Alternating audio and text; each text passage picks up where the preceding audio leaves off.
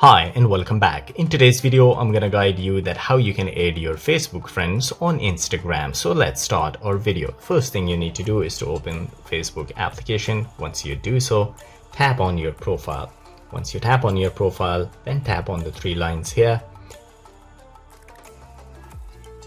So you will come to settings and activity. You need to scroll down where you will find the option follow and invite friends. You need to tap on it.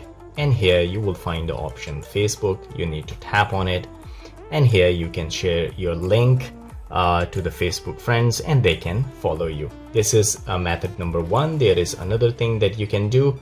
You need to go back to the settings and activity page, and from here you need to go to account center, tap on your profile.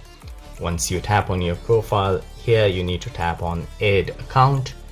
And once you tap on add account, you can add your Facebook account. Tap on it and it will bring you here, and here you need to add your Facebook account, so that way your Facebook account friends can see your Instagram and you can follow them here as well. So guys, this is all it takes to add your Facebook friends on Instagram. If you liked the video, don't forget to subscribe. I will see you in the next video. Till then, take care.